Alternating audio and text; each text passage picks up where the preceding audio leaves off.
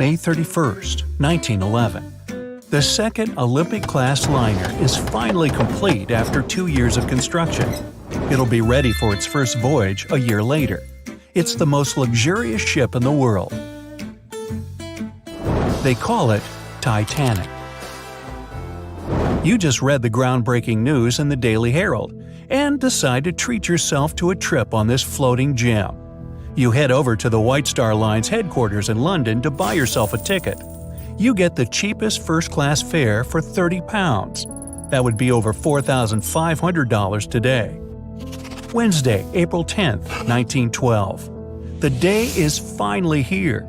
You must be in Southampton at 9:30 a.m. The third-class passengers board the ship first. Then the second and first classes follow an hour before the vessel sets sail. Stewards on board welcome everyone and show them to their cabins. Now it's your turn. The majestic ship in front of you is bigger than you imagined. As you board the Titanic, Captain Edward Smith himself greets you.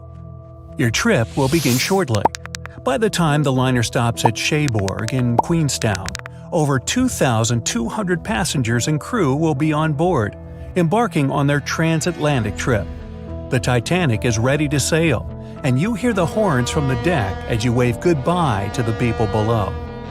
But just a few minutes later, you hear panic rising on the deck. You run up to the railings to see what's going on. It's another ship coming too close.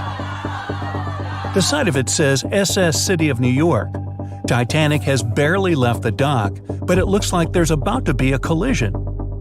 The captain manages to steer clear of the other ship within just a few feet.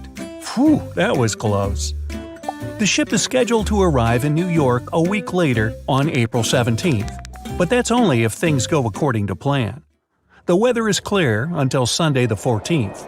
As the vessel crosses a cold front, it encounters huge waves and strong winds. That night is quiet but cold.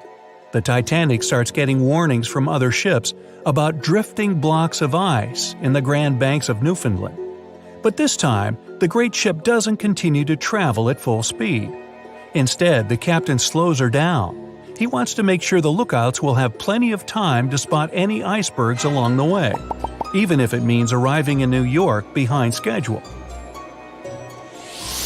It's 11:40 in the evening. Lookout Frederick Fleet spots a colossal iceberg right ahead. He immediately alerts the bridge. The first officer tells the steersman to go around the iceberg, and the rest of the crew members must stop the engines right away. Everyone on board is working together to avoid the obstacle. But in this story, the steersman doesn't panic.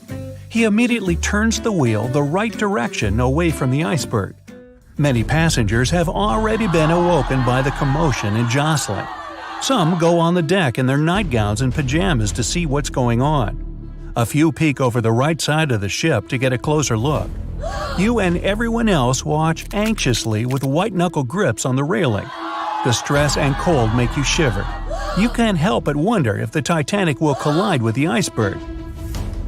It's getting closer and closer. Onlookers hold their breath.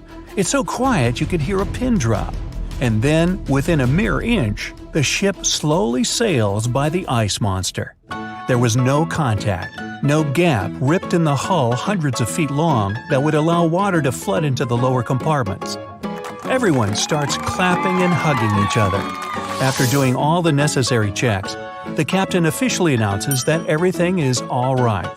He invites the passengers on the deck to come inside for a hot cup of tea before they go back to their cabins. You follow the group and see the captain leaving to go report the incident. He also alerts other ships in the North Atlantic to slow down and be on the lookout. Amongst those ships is the Carpathia. Nope, she continues on her course. No need to come to Titanic's rescue tonight. RMS Titanic finally reaches its destination on April 17, 1912. It's 8 hours late, but it's safe. Thousands of people come to the New York docks to admire the most luxurious ship in the world.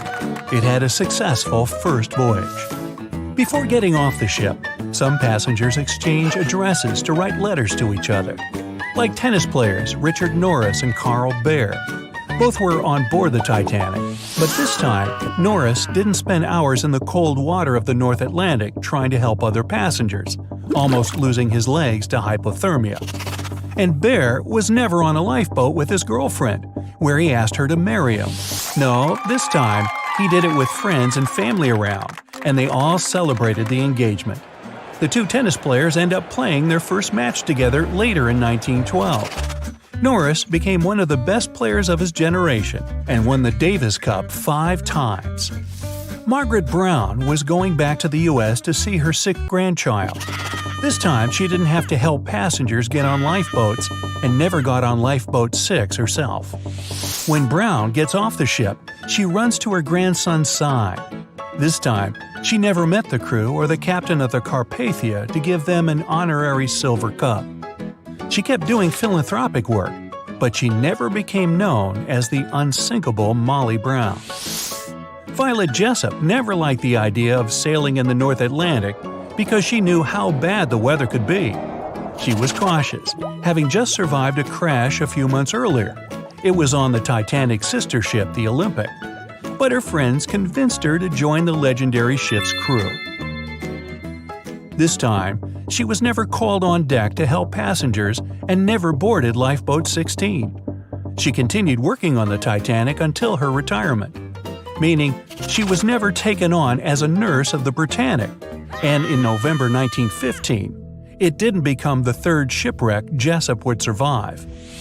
Bandmaster Wallace Hartley went on the voyage to make new possible contacts for future work, but he kept playing to entertain passengers. This time, he never played music to a panicked crowd of people while the ship was sinking.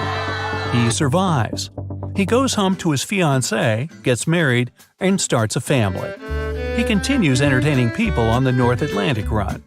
This time, his mourning fiancée never received his violin, and the historic Titanic memorabilia was never sold in 2013 for $1.7 million.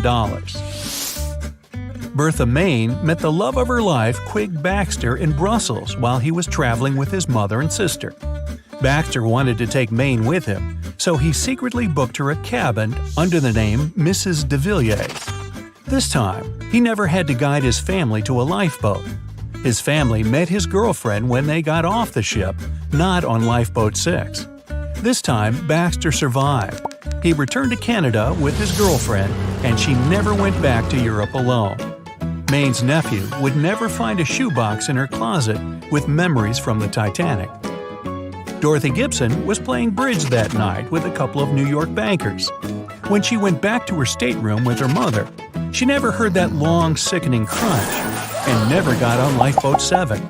And in May 1912, she doesn't star in a movie about surviving the Titanic because there was no crash to survive.